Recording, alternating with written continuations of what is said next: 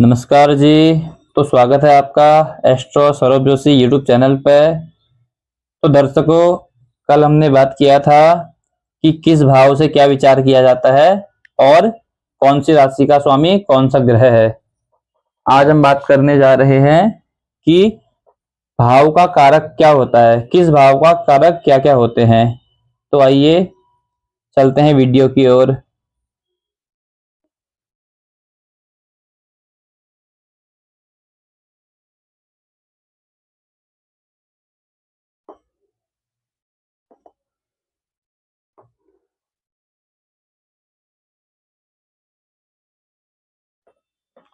तो ये हमने कुंडली बना दिया है। अब हम बताते हैं, ये लग्न होता है। सबसे पहले शुरुआत लग्न से होती है, कभी भी हो तो जो ये लग्न है इसको प्रथम भाव बोलते हैं। प्रथम भाव का कारक सूर्य और चंद्रमा है। सूर्य चंद्रमा, सूर्य इस भाव का कारक है क्योंकि ये हमारा सिर है ना, सिर का कारक भी सूर्य है, शरीर का कारक सूर्य है, आत्मा का भाव है, आत्मा का कारक सूर्य है। अब ये दूसरा भाव, दूसरे भाव का कारक है बुध और गुरु। दूसरे भाव का कारक माना जाता है बुध और गुरु, क्योंकि दूसरा भाव वाणी का है ना, इसीलिए बुध माना जाता है। और दूसरा भाव धन का है, इसलिए यहाँ पे देवगुरु बृहस्पति धन के कारक माने जाते हैं। अब चलें तीसरे भाव की ओर। तीसरे भाव का कारक ग्रह मंगल है, क्योंकि जो तीसरा भाव है ना, तीसरा भाव पराक्रम का माना जाता है, साहस का, परिश्रम का। तो परिश्रम का कारक ग्रह मंगल होता है। चौथे भाव का कारक ग्रह चंद्रमा है। चौथे भाव से माता का विचार करते हैं, इसीलिए चौथे भाव का कारक ग्रह चंद्रमा और दूसरा शुक्र माना जाता है, क्योंकि चौथे भाव से सुख भी देखा जाता है ना। जातक का सुख का विचार भी चतुर्थ भाव से होता है, इसीलिए चौथे घर का कारक शुक्र को मानते हैं। जो ये चतुर्भुज होता है इसको भाव, घर, ये सब बोल सकते हैं। वैसे ज्योतिष की दृष्टि से भाव बोलना ही अच्छा लगता है। अब करें पंचम भाव की बात, तो पंचम भाव का कारक ग्रह गुरु माना जाता है, क्योंकि पंचम भाव ज्ञान का है और प्रेम का है, इसीलिए पंचम भाव का कारक ग्रह गुरु होता है। षष्ठ भाव का कारक ग्रह मंगल होता है, इससे कर्ज देखा जाता है, शत्रु, रोग, ऋण देखा जाता है। और इस भाव का कारक ग्रह शनिदेव भी होते हैं। रोग का विचार भी छठे घर से किया जाता है ना, इसीलिए इस भाव का कारक ग्रह शनि और मंगल होते हैं। अब बात करें सातवें घर के कारक के बारे में, तो सातवां घर का कारक ग्रह शुक्र होता है और गुरु होता है। अगर स्त्री की कुंडली की यहाँ पे बात करें तो सातवें भाव का कारक ग्रह गुरु माना जाएगा। और पुरुष के कुंडली की बात करें तो यहाँ पर सातवें घर का मालिक, सातवें घर का कारक शुक्र माना जाएगा।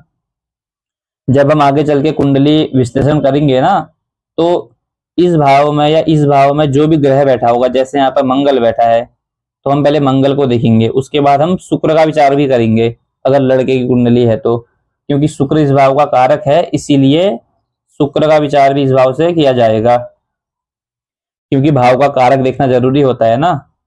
अब चलें अष्टम भाव की ओर, तो अष्टम भाव का कारक ग्रह शनिदेव माने जाते हैं, क्योंकि अष्टम भाव आयु मृत्यु का है, भय पतन का है, इसीलिए यहाँ पे शनि अष्टम भाव के कारक ग्रह होते हैं। चलें आगे भाग्य भाव की ओर, नवम भाव की ओर। तो नवम भाव उच्च शिक्षा का घर होता है, तो इसके कारक ग्रह देवगुरु बृहस्पति हैं। नवम भाव हमारा भाग्य, धर्म होता है, इसीलिए यहाँ के कारक ग्रह देवगुरु बृहस्पति माने जाते हैं। दसम भाव से हम अपने रोजगार का विचार करते हैं, स्वरोजगार का। तो दसम भाव का कारक ग्रह सूर्य देव होते हैं, मंगल भी होते हैं और गुरु, साथ ही शनि। 10वें भाव के कारक ग्रह 4 हैं, यहाँ पर सूर्य, मंगल, गुरु और शनि, ये 4 दसम भाव के कारक माने जाते हैं। अब बात करें एकादश भाव की। एकादश भाव से लाभ का विचार करते हैं, तो लाभ के कारक ग्रह देवगुरु बृहस्पति होते हैं।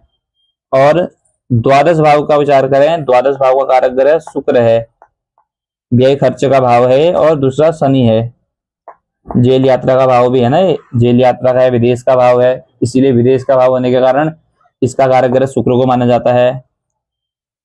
और जेल यात्रा का भाव है, व्यय का भाव है, इस वजह से इसका कारक शनि को माना जाता है। इसी प्रकार कुंडली विश्लेषण किया जाता है। अब लग्न से हम कभी विचार करेंगे, अपनी कुंडली का विचार जब करेंगे तो हम लग्न में बैठे पहले राशि देखेंगे कि यहाँ पर राशि कौन सी बैठी है। उसके बाद हम ग्रह देखेंगे कि लग्न में कौन सा ग्रह है। उसके बाद हम दृष्टियां देखेंगे कि किस ग्रह की दृष्टि लग्न में पड़ रही है। जब ये तीनों चीजें देख लेंगे उसके बाद हम एक बार लग्न के कारक को भी देखेंगे। लग्न का कारक सूर्य और चंद्रमा, इनके हिसाब से भी पूरी कुंडली का विश्लेषण करके जातक का फलादेश किया जाएगा। तो ये हो गए भाव के कारक ग्रह। तो दर्शकों, कुंडली में कारक ग्रह याद होना चाहिए। किस भाव का कारक कौन सा ग्रह है ये याद होना बहुत जरूरी होता है आगे कुंडली फलादेश करने के लिए। इसी हिसाब से बहुत अच्छा फलादेश किया जा सकता है। तो आज के लिए नमस्कार, जल्द ही मिलते हैं अगली वीडियो में। और आप लोग हमारा चैनल लाइक, सब्सक्राइब, शेयर जरूर करना ताकि ये वीडियो और लोगों तक भी पहुंच सके। और अगली वीडियो में हम बात करेंगे कि किस राशि में कौन सा ग्रह उच्च का होता है और किस राशि में कौन सा ग्रह नीच का होता है। तो यह भी बेसिक सा नॉलेज है। पहले ना बेसिक सा नॉलेज आपको समझ में आएगा, उसके बाद आगे बढ़ा जाएगा। इसीलिए हम पहले आपको नॉर्मल नॉर्मल चीजें बता रहे हैं, जो चीजें बहुत जरूरी होती है याद करना। और ज्योतिष शास्त्र में जिसको बेसिक ज्ञान अगर सीख गया, बेसिक ज्ञान आ गया जिसको, उसके लिए आगे फलादेश करना काफी अच्छा होता है, काफी सरल हो जाता है।